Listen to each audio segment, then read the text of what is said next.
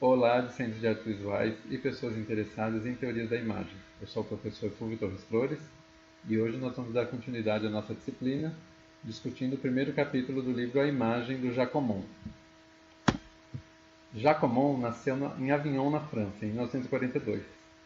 Ele é um autor, portanto, vivo, atuante, palestrante e continua escrevendo sobre cinema e sobre imagem. Bem, como havia dito a aula passada, é importante a gente sempre perguntar onde estamos e que horas são em relação a uma obra, para entender o seu contexto de produção. Então, o que é o onde estamos e o que horas são deste livro, A Imagem? Onde foi publicado primeiramente? Na França, país onde o autor nasceu, em 1990, e sofreu uma revisão e uma atualização em 2011. Chegou ao Brasil em 1993 traduzido e também em 2011 a partir dessa edição revisada e atualizada. Bem, o Jacomon ele é um autor muito importante em duas áreas, especialmente, a teoria do cinema e a teoria da imagem. Ele tem muitos escritos, ele trabalhou na Cahiers du Cinéma, que é uma revista francesa, provavelmente a revista de cinema mais importante do mundo, e tem também uma carreira universitária. Ele vai falar um pouco sobre essa carreira e da necessidade de escrever esse livro. Qual é o conteúdo do livro? Bom, o livro é dividido em 5 partes principais. Tem, evidentemente, uma introdução e não tem uma conclusão do livro. Cada capítulo conclui em si. Então temos a parte do olho, a parte do espectador, a parte do dispositivo, a parte da imagem e a parte da arte. Hoje nós vamos falar sobre a parte do olho. Em cada uma das aulas subsequentes de uma dessas outras partes. Qual que é a proposta do livro? O exame de todas as imagens visuais. O Almond deixa isso muito claro porque há teorias que falam, por exemplo, que uma palavra pode gerar uma imagem. Não é o caso que ele vai analisar no livro. Ele vai analisar as imagens concretas, as imagens materiais, aquelas que nós conseguimos ver e tocar, por assim dizer. Ele faz de início duas constatações da necessidade de se escrever esse livro. A primeira foi uma necessidade que ele viu como professor de articular a história e a teoria entre o que ele chama de modalidades concretas da imagem. Por exemplo, o enquadramento no cinema não pode ser pensado ou discutido se nós quisermos ter uma visão ampla sobre o que é o cinema, sua história e a sua importância social, sem se discutir o que? O quadro pictórico. Né? Há uma relação entre essas duas artes que não pode ser dispensada numa análise, principalmente não pode ser dispensada num curso de cinema onde o Aumont lecionava. Então essa é a primeira constatação que ele faz. A segunda é que hoje, cada vez mais, e hoje muito mais, há uma inter-relação entre o que ele chama de passagens, o cruzamento entre as imagens. Exemplos disso. Né? O cinema que nasce para ser visto numa sala com um grupo de pessoas dentro de certas condições. A sala tem que estar escura, a imagem vai ser projetada, você tem um horário para chegar, o filme dura tanto tempo. Isso, quando o filme passa na TV, ele perde várias dessas características. Ele perde o formato da tela grande, não há necessidade do escuro, né? Cada um em casa vê o filme como quer. A televisão, ela recorta o filme em alguns pedaços para poder exibir os comerciais, as propagandas. Então nós temos uma relação que é completamente diversa daquela que foi a projeção inicial para como é através de outros suportes. Então ele diz que essa constatação é muito importante também para a gente pensar as imagens. As imagens elas estão nesse constante fluxo de mudança, de exibição e de suporte. Bom, o primeiro capítulo é a parte do olho. E na introdução do livro, ele faz essa pergunta. Ele faz uma pergunta sobre cada capítulo. E a pergunta que está lá da parte do olho é essa: o que é ver uma imagem? O que é percebê-la? E como essa percepção se caracteriza com relação aos fenômenos perceptivos em geral? É isso que ele vai responder durante o capítulo. dividido em várias subpartes. Vamos a elas. Bom, primeiro ele entra na história, né? Qual que é a história do olho e do olhar, né? Da relação do olho e do olhar. O Euclides, pai da geometria, em 300 anos, cerca de 300 anos antes de Cristo, ele funda a ótica, a ciência da ótica. Só que naquele tempo se via, se entendia que os olhos é que propagavam luz para iluminar os objetos e nós conseguimos ver. Isso, claro que hoje, de um tempo para cá, já não se pensa mais assim. Já se sabe que não é assim que funciona, na verdade. Na era moderna, tanto artistas quanto cientistas vão se dedicar às questões da óptica. Por exemplo, o Leonardo da Vinci, o Isaac Newton. Agora é no século XIX que nasce o que a gente poderia chamar realmente de uma teoria da percepção visual, com dois autores chamados Helmholtz e Fechner. Então, nós temos de teoria da percepção visual realmente há cerca de um século e pouquinho, não mais, não chega a 2 séculos ainda, de teorias da percepção visual. Bem, vamos falar dos desempenhos do olho. O que o olho é capaz, o que o olho faz. O olho é responsável por transformações ópticas. Elas são as primeiras transformações no processo de se ver uma imagem, no processo do olhar. Eles são importantes instrumentos de visão, mas eles não são os mais complexos. Há uma rede mais complexa que envolve operações químicas e nervosas. A imagem que a gente vê abaixo é de uma experiência de câmera escura, em que a imagem é projetada e fica dentro da caixa invertida. É isso que acontece também com o olho humano. Nós temos camadas, que são a córnea, essa daqui, seguida da íris, da pupila e por fim do cristalino, que captam, por assim dizer, a imagem através da luz que da luz ambiente que permite que nós a vejamos e transfere essa imagem para a retina. Quando nós olhamos aqui para a retina, dá para perceber que a imagem está invertida, tal e qual aqui no exemplo da câmera escura. Nós vamos falar um pouquinho da relação do olho com a câmera depois. Bem, a retina ela vai ser responsável por transformações químicas. Existe um sistema retiniano que é um tratador químico de imagem. Então, essa seria a segunda etapa do processo. O que o receptor retiniano tem? O que ele faz? Cada receptor retiniano está ligado a uma célula nervosa, que por sua vez está ligada a células de fibra do nervo óptico. Então nós vamos ter aí um processo que é dessas 4 camadas iniciais aqui, passando para a retina e ainda vão ser levadas, a imagem vai ser levada a outros pontos. Nós vamos ver quais são eles em seguida. Depois dessa transformação química que o sistema retiniano provê, nós vamos ter as transformações nervosas, que são a finalização da imagem, a conclusão do processo de formação de imagem no cérebro. Então nós vamos ter esses receptores retinianos, eles estão ligados às células nervosas, e essas células nervosas estão ligadas a fibras do nervo óptico.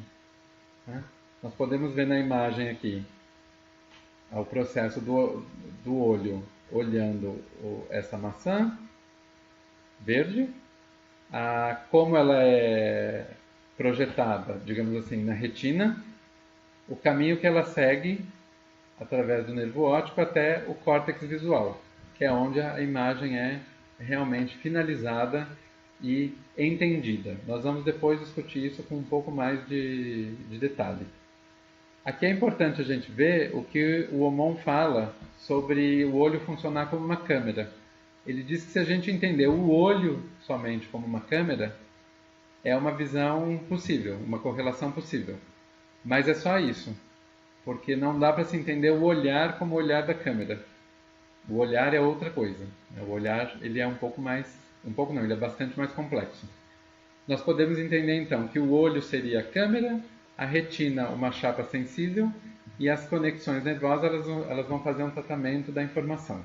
Elas vão finalizar a informação da imagem. Tudo que a imagem tem como potencial visual e informativo. Bem, vamos falar um pouquinho agora dos elementos da percepção da imagem. A intensidade da luz é um elemento muito importante, para que a gente perceba uma imagem. Os nossos olhos reagem a fluxos luminosos. E a percepção ela já é mediada por fatores psicológicos também. Então, o nosso conhecimento, nossa cognição, ela não está separada desse olhar. Ela faz parte do olhar. Nós temos basicamente 3 tipos de visão. A visão fotópica, que ela tem relação ao quê? Com a acuidade do olhar à imagem. Quando eu tenho uma visão fotópica, é porque eu tenho luz suficiente para perceber variedade de cores, toda a variedade de cores. A visão mesópica, ela é uma acuidade relativa, porque há menos luz, então eu já tenho uma certa dificuldade de perceber as cores como elas são, embora eu ainda consiga fazer distinção entre elas. E por fim, uma visão escotópica, em que essa acuidade é muito fraca. Existe um efeito na ciência da óptica chamado efeito de Purkinje, que ele é isso que vocês estão vendo aí na imagem da flor. O Purkinje, o que ele descobriu? Um cientista polonês. O que ele descobriu? Que o direcionamento à extremidade azul do espectro de cores vai ocorrer conforme a luz está em níveis mais baixos. Ou seja, a gente tende a, de certa forma, azular as imagens conforme nós vamos tendo menos luz à nossa disposição. E aqui então nós podemos ver quando a flor está bastante vermelha, com sua cor natural, nós temos uma visão fotópica. Quando ela está rosada, nós temos a visão mesópica, ou seja, já há menos luz, então já há um tom azulado incidindo sobre a cor natural. E na visão escotópica, aí eu tenho realmente uma acuidade muito fraca e eu vejo essa flor em algum tom de azul.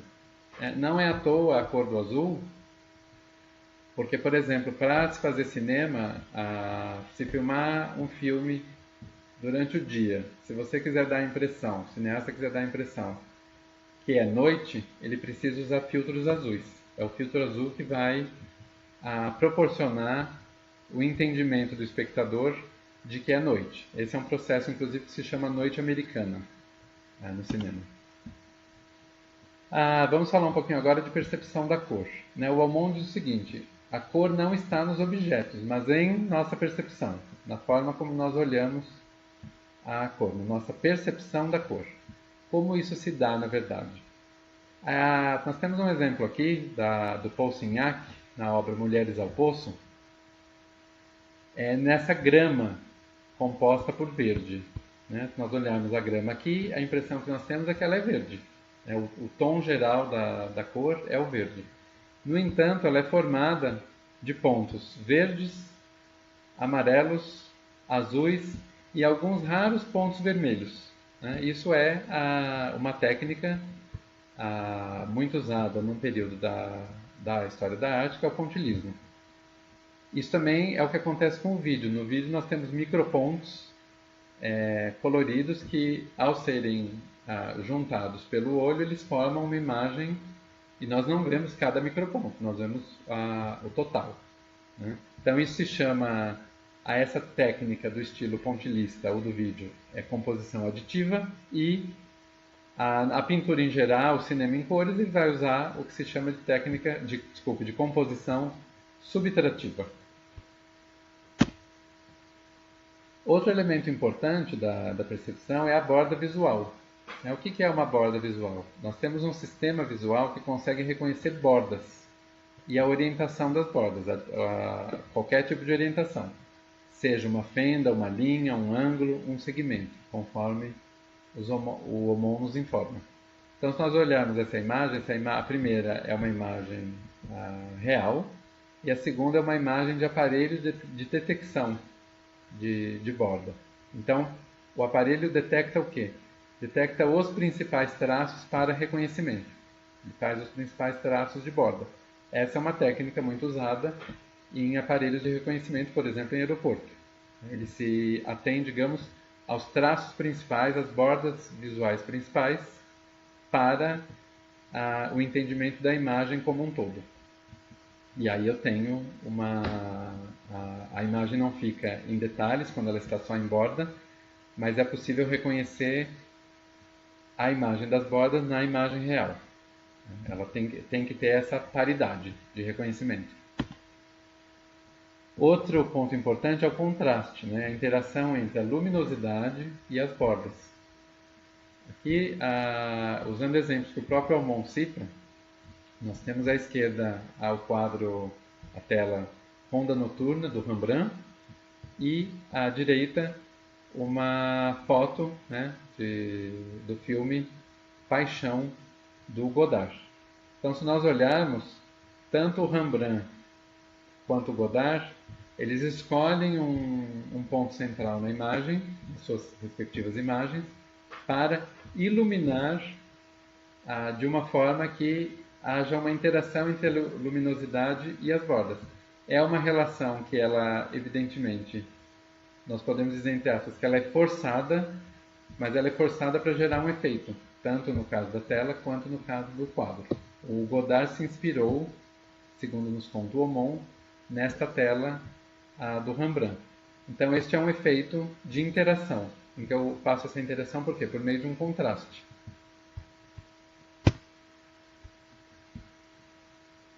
Outro ponto importante é nós pensarmos a relação do olho com o tempo. Né? Ou seja, existe uma variação de fenômenos luminosos. A nossa adaptação à luz ela é muito rápida. A ausência de luz ela é lenta. Se nós pensarmos, por exemplo, quando nós estamos numa sala de cinema, é muito fácil que nós nos adaptemos à projeção do filme. A sala está escura, o filme começa, rapidamente, em questão de segundos, nós temos uma adaptação para ver o filme. Agora, o contrário é mais complicado para o olho.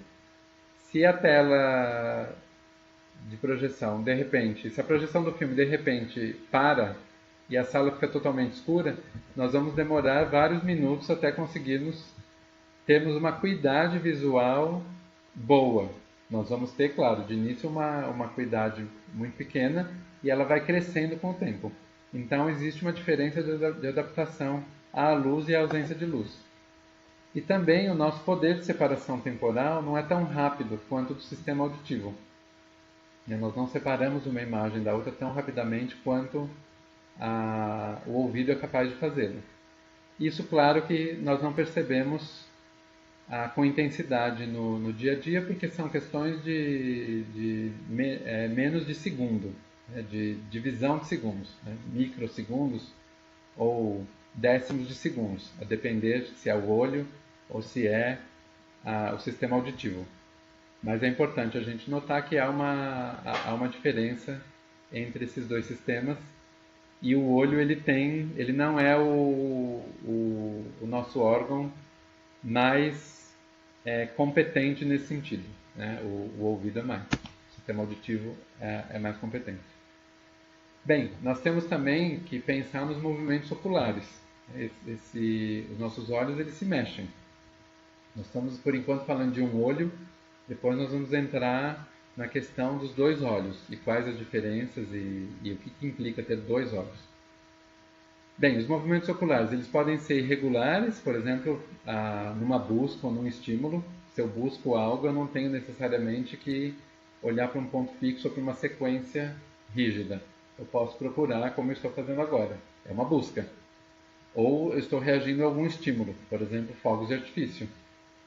Se começa de um lado, vai para o outro, depois vai para o meio, o meu olhar vai tender a seguir esses estímulos. Há também a perseguição, né? Como o Aumont chama. em que eu vou seguir um objeto lento. Então aí o meu olhar realmente ele segue de um lado para o outro, né? É um movimento mais lento dos olhos. Existe um outro movimento que é de compensação. Eu vou procurar manter o meu olhar fixo, mesmo que o meu corpo se mexa ou só a cabeça se mexa. É o que, por exemplo, nós fazemos quando estamos num avião e o avião tem turbulência, e nós insistimos em continuar lendo. Você vai precisar manter a fixação, embora a sua cabeça e seu corpo estejam se mexendo. E existe também um olhar, né, um movimento ocular, desculpe, que é chamado de a deriva. Ele não tem um objeto determinado. É isso que nós podemos ver na fotografia aí do Rodrigo Lombardi no filme O Olho e a Faca. É um olhar que nós poderíamos chamar também de um olhar perdido. Ele não tem um objeto fixo. Ele olha para um ponto indeterminado. Temos também fatores temporais de percepção. Quais são esses fatores temporais? Como que nós podemos, na verdade, entender esses fatores temporais? Quando eu leio, por exemplo, uma história em quadrinhos, eu vou lidar com cada imagem dentro de um quadro. Essas imagens podem ou não ter texto, e cada uma delas vai exigir um tempo de fixação, para que eu possa olhar a imagem e entender o que ela significa dentro daquele contexto. Né? Se eu estou, por exemplo, no meio da história, houve imagens que vieram depois e há imagens que virão... houve imagens que vieram antes e há imagens que virão depois. Então eu tenho que entender dentro desse contexto. Isso leva um tempo para a minha percepção. Já quando eu vejo um filme, eu não tenho um quadro separado do outro. Eu tenho uma continuidade de quadros, isso também é uma impressão que a gente tem. Depois vamos falar um pouco do que acontece no cinema. Mas eu não tenho um quadro separado do outro no sentido da história em quadrinho. Inclusive o quadro pode ser quadrado, pode ser circular e por aí vai. No cinema o que eu tenho é a tela naquela medida retangular dela e as imagens vão aparecendo. Então isso já implica fatores temporais de percepção diferentes. Aqui o que nós estamos vendo é o filme A Guerra Civil, que é de 2016, e a imagem dos quadrinhos é do quadrinho lançado em 2006 a 2007, chamado A Guerra Civil. Né? Guerra Civil Quadrinhos e Capitão América Guerra Civil, o filme de 2016. Então vejam que são fatores temporais de percepção diferentes. E isso só pensando em quadrinhos e cinema. Se nós colocarmos outras imagens em jogo, nós vamos ter também muitas outras formas de percepção diferente desses fatores. Bem, vamos falar agora da passagem do visível ao visual. Nós temos, primeiro, quando se pensa nessa passagem do visível ao visual, pensar na percepção do espaço. Só que o Aumont, de cara, logo no início do texto, ele já avisa que a percepção do espaço ela depende de algo muito importante. Qual é? É o modelo de análise adotado e a concepção que se tem do processo perceptivo em seu conjunto. Ou seja, não dá para falar de espaço se você não tiver um modelo de análise e concepção do que é o espaço. O espaço é só visto pelos olhos, entendido pelo olhar, ou o espaço tem uma questão tátil envolvida? Tem também uma questão tátil, claro. Mas há vários modelos de análise que adotam proporções diferentes.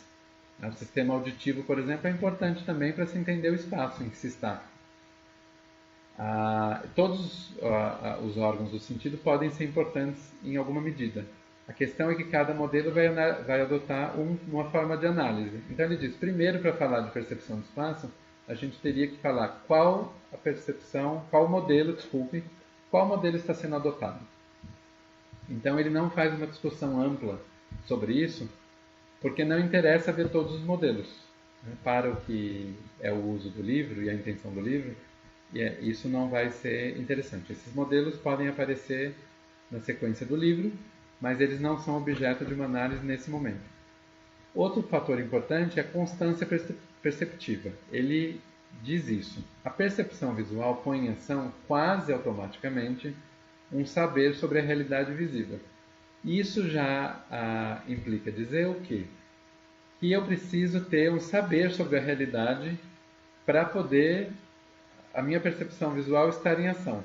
Né? Então ela coloca quase que automaticamente esse saber. Então a percepção ela está intrinsecamente ligada a um saber. Ele é individual, de cada pessoa vai ter o seu, mas ele também tem relações coletivas envolvidas. Nós vamos ver isso mais para frente. Bem, outro aspecto é a geometria monocular. Né? O que é a geometria monocular? Quais são os aspectos da geometria monocular? O primeiro aspecto é o gradiente, a variação de textura. Né? A textura, ele dá o exemplo, por exemplo, de um muro em que você vê o tijolo e o cimento que une os tijolos, eles têm texturas diferentes. Isso ajuda o quê? Na apreensão do espaço. Eu vou entender melhor o espaço conforme eu vejo texturas que são diferentes. Uma das mais importantes, claro, é a perspectiva linear, é a relação entre o tamanho dos objetos representados ou dos objetos vistos e a sua relação com a proximidade e a distância. Então, claro, o que está maior está mais próximo de mim, e o que está menor está mais distante. Isso vale tanto para uma percepção real quanto para, por exemplo, a pintura. Nós temos aí o exemplo da Escola de Atenas do Rafael. Também variações de iluminação. Né? Aí implica o quê? Uma relação da nitidez com a proximidade e com a distância. O que estiver mais próximo tem que ser mais nítido, exceto se for uma proposta artística em que eu queira modificar essa regra, brincar com essa regra, colocar essa regra em discussão. Mas, no geral, a forma como o olho vê e como as imagens são representadas, vale que o mais próximo está sempre mais nítido, o mais distante está menos nítido. Ou pelo menos pode estar menos nítido. Aí vai depender também de uma questão de tamanho do espaço representado, por exemplo, do tamanho da tela. E há também critérios do que ele chama de critérios locais, né? Os objetos que se cobrem e ajudam na determinação de distâncias. Então, se eu tenho, por exemplo, um copo na frente de um vaso, o copo está cobrindo parcialmente o vaso, mas ele está me ajudando a perceber uma relação de tamanho. Eu já sei que esse copo ele é menor que o vaso e sei o quanto ele é menor, porque ele ainda permite que eu veja parte do vaso. Então há critérios também locais na determinação dos espaços, auxiliados por quê? Por esse conjunto chamado de geometria monocular, esses aspectos da geometria monocular. Daí nós vamos ter também índices dinâmicos de profundidade. Né? Um deslocamento ele implica uma mudança no que é visto. Nós temos uma imagem aí em que há um mínimo deslocamento da câmera e com esse mínimo deslocamento eu tenho ali um homem e esse homem ele se move, é como se ele se movesse e a cada imagem congelada, se eu congelasse cada uma das imagens, eu conseguiria ver um pouquinho diferente do que está além dele e também veria as colunas com um pouco de diferença. Então qualquer deslocamento implica mudança no que é visto. Isso é chamado de índice dinâmico. E existem também os índices binoculares. Né? Quer dizer, nós temos dois olhos, os dois olhos veem. Então nós vamos precisar do quê? De noção de pontos correspondentes.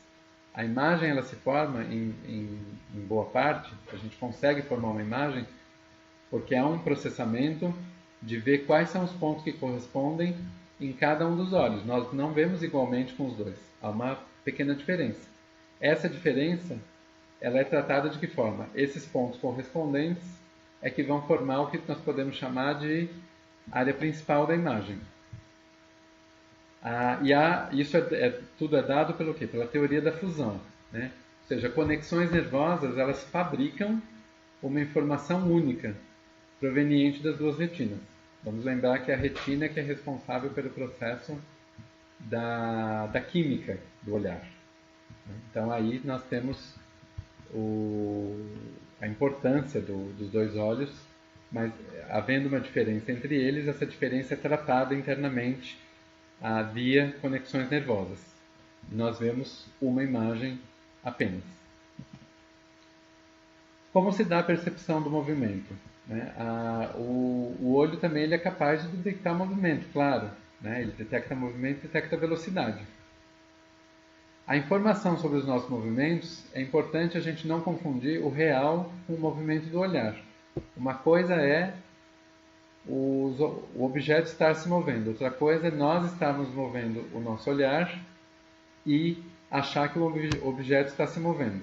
Então nós precisamos ter informação sobre os nossos movimentos oculares, o que nós somos capazes de fazer com os olhos, em termos de movimentação. E também há alguns limiares de percepção. Por exemplo, se eu vejo, usando o exemplo que o Omon dá, se eu vejo, estou numa praia e vejo um navio lá distante no oceano, e esse navio se move, eu vou ver esse navio se movendo de forma muito lenta. É tão lenta que eu praticamente não percebo. Eu vou perceber quando ele já tiver dado uma mudança grande de uma posição para outra, mas na verdade ele foi muito, muito devagar. Agora, se eu estiver vendo a movimentação desse navio através de uma janela, eu tenho um quadro de referência, ou seja, uma moldura. Então eu já não vejo todo o oceano, eu estou vendo o navio dentro de uma moldura. Essa moldura vai me ajudar a ver o navio se movendo lentamente, não como quando eu estava na praia. Né? Ou seja, eu vou ter uma visão do movimento melhor porque eu tenho um quadro de referência que me auxilia. Também nós precisamos notar que o olho pode ser enganado. Né? Existe um movimento que é real e existe um movimento que é aparente. Existem atributos que veiculam a impressão do movimento. Por exemplo, a luminosidade em relação à cor e a luminosidade em relação à forma. Se nós olharmos, por exemplo, o centro dessa imagem, ela vai nos dar a impressão de estar em movimento. Isso é uma impressão que, na verdade, ela não nos dá, ela causa, porque essa impressão ela é nossa, nós é que fabricamos. A imagem está estática. Então existem muitos truques de ótica que se valem desses princípios, de que o olho ele aproveita da luminosidade para criar um movimento que na verdade nem existe. Aproveita da luminosidade incidida sobre cor e sobre a forma. O caso do cinema é interessante nesse sentido, porque o cinema o que ele é? Ele é um estímulo luminoso descontínuo, mas que dá uma impressão de continuidade. Quando a gente vai ao cinema, a gente vê um filme de 1h30, 2, e dá a impressão que existe uma continuidade entre as imagens. Essa impressão, claro, ela é completamente calculada para ser assim. É importante, inclusive, que seja assim, porque essa é a experiência do cinema. Mas, na verdade, o que nós temos é uma sequência de fotogramas, para falar pelo menos do cinema como foi feito na maior parte do tempo, em que nós temos, no que concerne a imagem real, 24 quadros por segundo. Então, para eu ter um segundo de movimento real, eu preciso ter 24 imagens para compor esse segundo, 24 fotogramas. Então, para a imagem de um segundo, por exemplo, de um movimento como este, eu necessito de 24 quadros. Esses 24 quadros colocados em sequência me darão a impressão que eu estou vendo um segundo de movimento e esse movimento parece real. Né? O cinema é uma ilusão, mas é uma ilusão que funciona perfeitamente. Ninguém, quando entra numa sala de cinema, deixa de acreditar que os movimentos, falando aqui em filmes pelo menos realistas, naturalistas, que aquelas imagens não são de movimentos reais. Aqui nessa imagem do cavalo e do cavaleiro, nós temos ela um pouco mais rápida do que os 24 quadros por segundo. Ela foi usada em 16. Se usava muito 16 durante uma época para fazer os filmes parecerem mais rápidos, principalmente em algumas comédias. E você pode criar o efeito mais lento adicionando quadros. Por exemplo, se você faz uma cena em 48 quadros por segundo, aquilo que se dá em 1 segundo no tempo real vai levar 2 segundos na tela, porque você adicionou o dobro de quadros. A relação é essa. Bem, vamos falar um pouquinho agora das grandes abordagens da percepção visual. Há duas basicamente, as mais importantes conforme o mundo. A primeira é a analítica. O que a analítica diz? Que há uma correspondência entre os componentes isolados com a experiência real. Então existe o quê? Uma predição através da combinação de variáveis regradas. O papel do observador é importante. É interessante a gente olhar para esse trecho grifado. Uma predição através da combinação de variáveis regradas. Então eu tenho variáveis das quais eu tenho conhecimento e elas permitem que eu faça uma predição sobre a imagem, sobre o que eu estou vendo. Essa é uma abordagem, a abordagem analítica. Existe também a abordagem sintética, que ela vai num caminho diferente, um caminho oposto. Ela é a extração da informação através da percepção, uma atividade direta. Então ela diz que há uma capacidade inata do cérebro a organizar as informações. Vejam a diferença entre o papel do observador ser importante na analítica e na abordagem sintética. O cérebro tem uma capacidade inata de organizar as informações. Então essas são as duas vertentes mais conhecidas e mais importantes levantadas pelo autor. Vamos falar um pouquinho agora de olho e do olhar.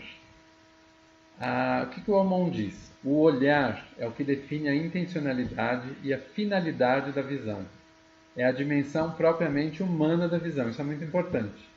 O que o olho faz, através do seu processo, ele é algo de uma dimensão físico-química, neural. Essa dimensão só vai se completar, ela só vai se tornar propriamente humana quando eu tiver aquilo que eu posso chamar de o olhar.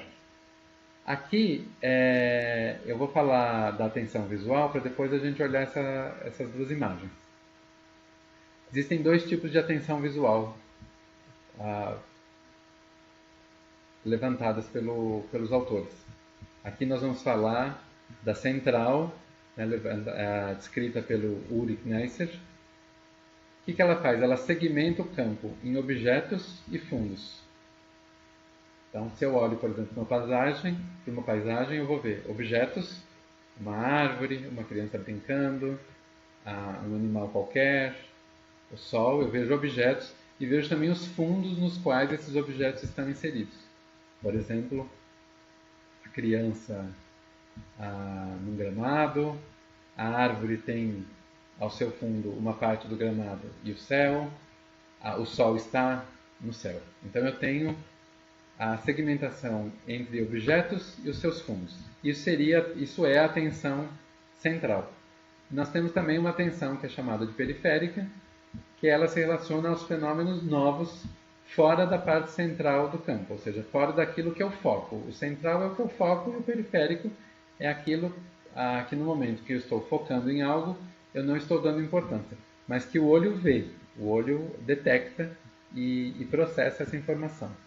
Então nós estamos vendo aí nas imagens, essa imagem foi retirada do site da Fundação Dorina Norville, que é uma fundação para cegos.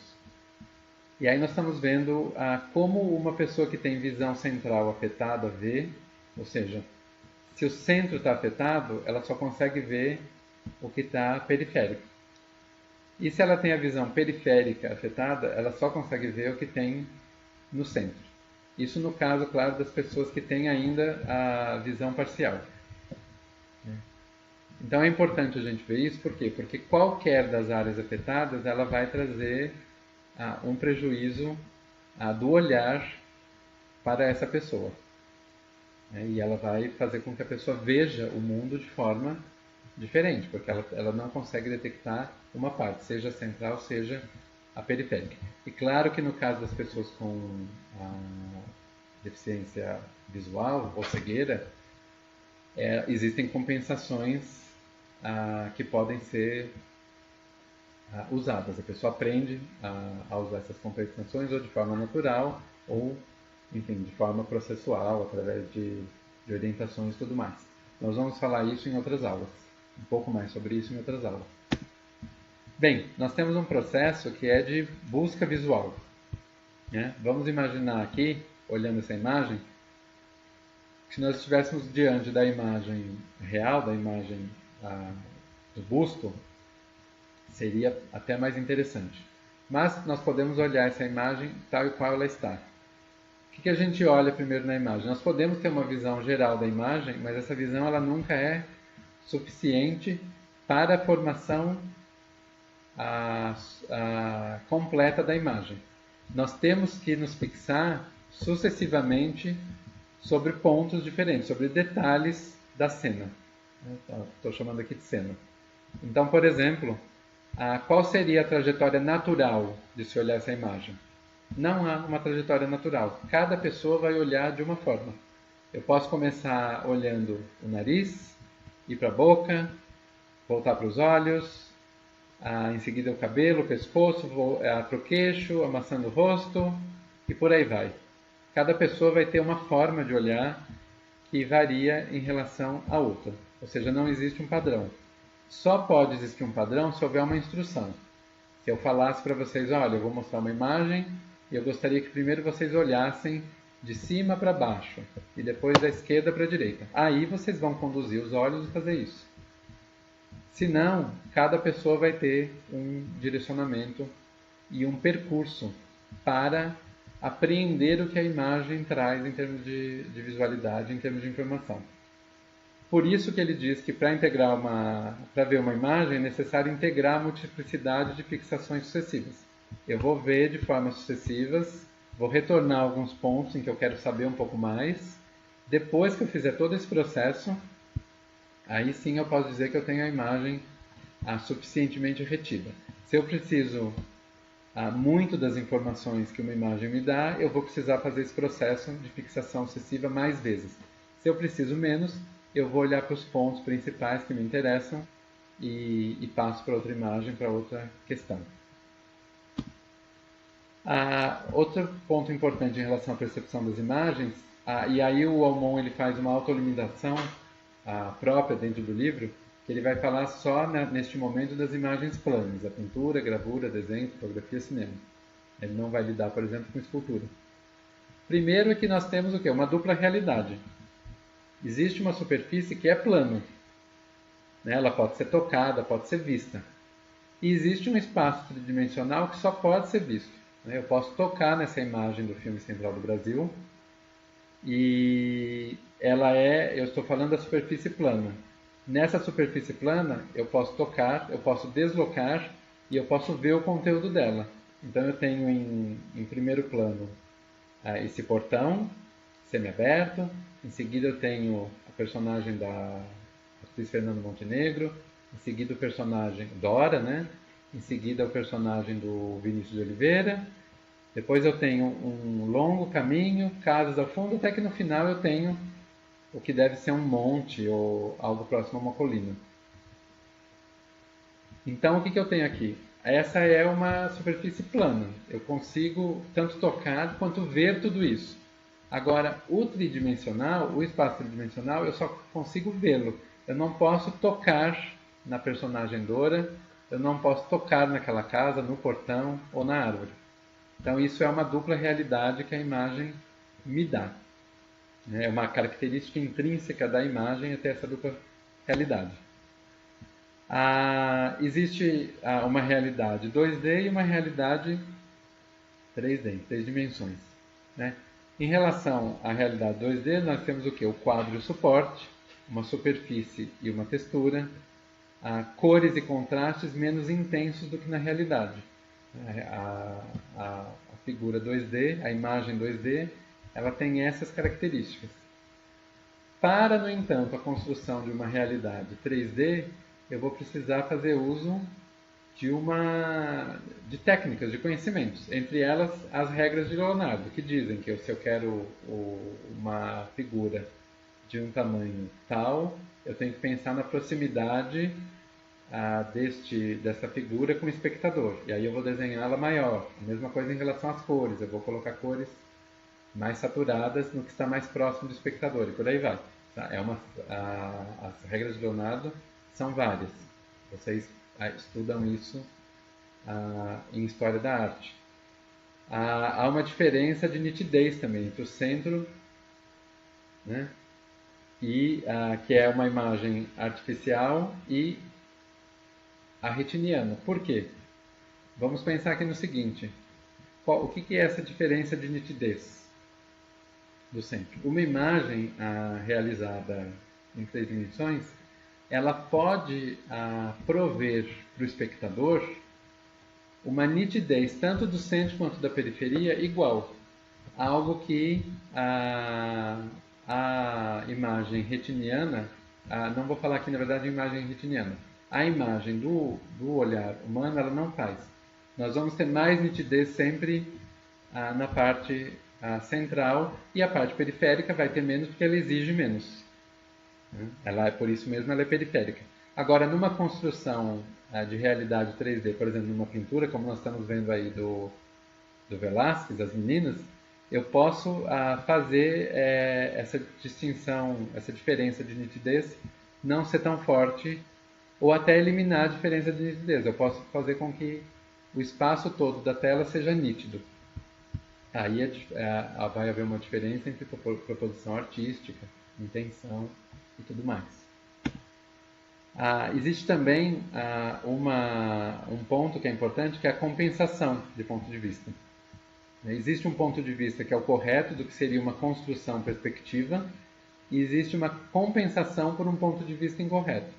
Se nós olharmos essa cena do filme do Christopher Nolan, né, A Origem, nós vemos o ator, o Joseph Gordon-Levitt, ele está andando sobre a parede dos elevadores. O nosso olho, né, o nosso olhar, ele é capaz de, sem nós percebermos, entender essa imagem pelo ponto de vista do que seria o correto dentro do ambiente, ou seja, nós poderíamos estar no chão para vê-lo andando sobre a parede dos elevadores. É claro que esse processo a gente não para fazê-lo. O processo do olhar físico, óptico, químico e neural, ele vai fazer isso automaticamente. Então vejam que aí a gente faz essa compensação para entender, certo, ele não está andando então no corredor normal. O que eu estou vendo não é ele andando no corredor. Ele está andando sobre a parede dos elevadores. E o corredor está deslocado, o corredor está incorreto do que seria o natural. Mas claro, isso faz parte da cena, faz parte da construção dessa narrativa na cena. Só que nosso olho compensa isso. Né? Outro ponto é a dupla realidade e aprendizagem. Nós temos primeiro uma percepção da profundidade, para depois ter uma percepção da imagem plana. Isso é um ponto que as crianças, por exemplo, nós vemos isso muito nitidamente. Elas reconhecem a profundidade antes de reconhecerem todo o potencial da imagem plana. Bem, vamos falar agora do princípio da maior probabilidade, que é algo que o nosso olhar também é automatizado, se nós pensarmos de uma forma mais direta, para ver.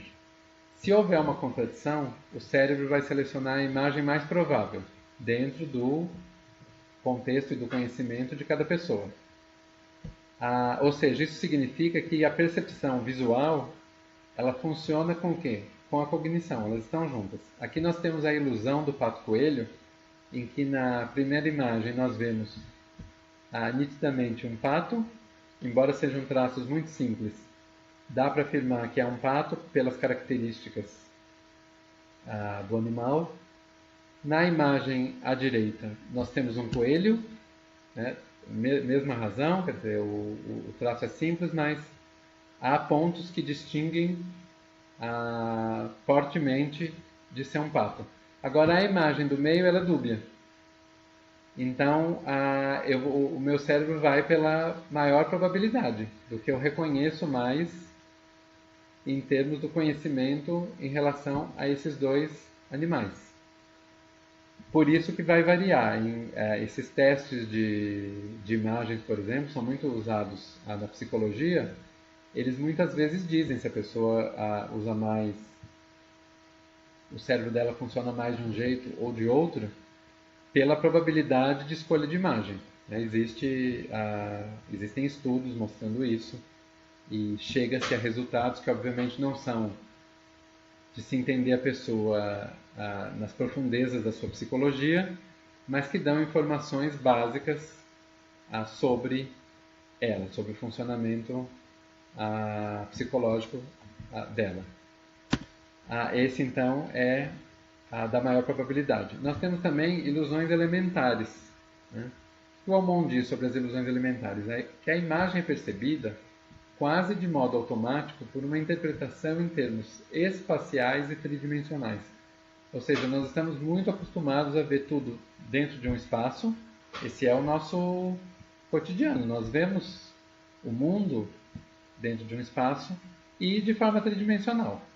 Então, quando nós vemos uma imagem, mesmo que ela seja bidimensional, nós vamos interpretá-la mais facilmente, nós vamos percebê-la, na verdade, mais facilmente como estando num espaço e numa tridimensionalidade.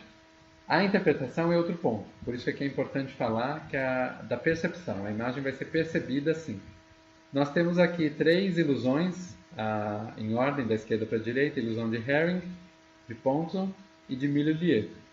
Na primeira, nós vamos ver os traços vermelhos, essas linhas vermelhas, com uma leve inclinação, né? Uma leve curva, na verdade. Essa impressão de curva ela é causada por esse centro que irradia várias linhas. Essas linhas, na verdade, elas são linhas retas, elas não têm nenhuma curvatura. Na segunda imagem, nós vamos ter setas que aparentemente podem parecer ter tamanhos diferentes, mas na verdade a haste da seta, a parte principal da seta, ela é do mesmo tamanho. A gente vê aí pela segunda parte da imagem, que está em vermelho, elas são exatamente do mesmo tamanho. Mas eu vou ter um entendimento diferente, por quê? Porque eu estou vendo dentro de um espaço e da sua tridimensionalidade. Os sinais aqui, eles vão ajudar a entender elas como maiores ou como menores, como a gente pode ver aqui. Ó. E por fim, a última imagem eu vou perceber, em primeiro lugar, a linha reta de cima como maior que a de baixo, porque eu vou pensá-la tridimensionalmente. Elas têm exatamente o mesmo tamanho. Então essas são ilusões elementares, mas que são muito presentes no nosso dia a dia. Podem ser usadas, por exemplo, na publicidade, são usadas em testes psicológicos, como eu disse, por aí vai. Outra percepção importante é a percepção da forma. O Aumont ele fala muito da Gestalt, então nós vamos entender um pouquinho o que é a teoria da Gestalt. Gestalt em alemão significa forma, e a Gestalt vê que há o quê? Que o nosso processo de olho de olhar ele vai tender, em relação à forma, a olhar para padrões inteiros ou para configurações, não para elementos individuais. Que ele faz automaticamente uma separação entre figura e fundo. E que há a forma e informação na forma. Existe o quê? Um princípio que se chama de princípio do mínimo, ou uma menor mobilização de informação. Vamos olhar essas imagens que estão aqui à direita e os princípios aos quais eles obedecem. A primeira, nós temos aqui o princípio da proximidade. Então eu tenho o quê? Eu tenho 4 linhas, cada uma delas com 3 círculos, e eu tendo a entender isso como um conjunto. Se nós tivéssemos aqui, talvez, ao invés de 12, nós tivéssemos 6, automaticamente muitas pessoas pensariam, eu inclusive, que se trata de um dado, da parte de cima de um dado onde a quantidade de 6 está representada. Então nós tendemos a ver os objetos por proximidade. Ao invés de ver cada um dos círculos, eu vou ver todos os círculos em conjunto e formar uma imagem a partir daí. A segunda forma é a que eu uso em relação à similaridade. Aqui eu tenho a mesma quantidade de círculos da anterior, aqui na B, mas a primeira e a terceira linha estão com círculos pintados internamente de preto. Eles parecem pelo menos ser, não sei se há uma enganação aí, mas eles parecem ser menores do que os outros que estão em branco. Então, qual que é a minha tendência vai ser aqui? A ver por similaridade. Eu vou ver que há duas linhas que são, dois conjuntos que são pretos e dois conjuntos que são com o interior branco. Isso é um processo de similaridade. Eu vou ter um terceiro processo, segundo a Gestalt, e esses aqui são 4 que o Omon levanta, mais do que 4 na Gestalt. Ele levanta 4 como exemplo, que é o da continuidade. Então, se eu olhar essa imagem aqui, o meu olhar vai completá-la, vai fazer uma espécie de 8 infinito, né, do símbolo do infinito, o 8 deitado, símbolo do infinito. É uma continuidade. Eu completo com pontos que, na verdade, a imagem não me dá. E há também o último processo, que é o da letra D aqui, que é o de fechamento. Ou seja, eu tenho um conjunto de pontos, de círculos pretos, e eles são um conjunto. Eu formo um círculo que não está necessariamente representado aqui. Eu é que formo o círculo. Eu fecho esses pontos e formo um círculo único. O mesmo processo acontece com essa imagem, em que falta um pedaço nesse aqui, segundo a minha interpretação de olhar. E o que eu vou fazer? Né? Eu, todos. Essa é a teoria da Gestalt. Nós vamos completar, nós vamos fechar esse círculo. Então, essa percepção da forma que a Gestalt nos dá, ela é interessante para se pensar vários pontos da análise da imagem. Bem, vamos concluir. O que é o olho e a imagem? Primeiro ponto importante, não há imagem sem percepção de uma imagem. Isso está textualmente dito na conclusão do Omon. Para haver uma imagem, eu vou precisar ter uma percepção acoplada, uma percepção dela. Então, isso significa dizer o quê? Que a imagem que uma pessoa vê não é necessariamente a mesma que a outra vê. Poderá haver inúmeros pontos confluentes, mas não é necessariamente a mesma imagem, por uma diversidade de razões, que podem ser desde físico-químico-neurais, né, de razões de ótica, de química e neurais, do processamento dessa imagem, né, do olho, do córtex visual dessa imagem, mas também há razões pessoais, psicológicas, de cunho social, cultural, que vão envolver. Todas essas nós vamos ver mais adiante. Né? Isso é tema das nossas próximas aulas. Então, esse é o primeiro ponto importante para a gente concluir. O segundo a percepção ela é um processo humano. Perceber uma imagem é um processo humano. E ele vai ser mais ou menos aprimorado variando em cada sociedade. Só para dar um exemplo muito simples, em sociedades em que não há, por exemplo, o cinema, a percepção sobre a imagem cinematográfica ela vai ser muito mais simples se um dia essa sociedade tiver contato, ou no dia que essa sociedade tiver contato com o cinema, do que uma sociedade que está habituada a ver filmes. Então, o processo humano de percepção ele é diferente, ele varia socialmente também. E a interpretação, que é algo que nós vamos falar cada vez mais nas aulas seguintes, ele é um processo social e cultural. Também pessoal, psicológico, como eu já havia dito antes. Mas ele tem questões sociais e culturais muito forte envolvidas. Esses são temas para as próximas aulas. Então, a referência do texto está aqui, o texto base dessa aula. As imagens são de fontes diversas. O crédito e os agradecimentos dessas imagens estão na descrição do vídeo. Agradeço. Um abraço para vocês. Até mais.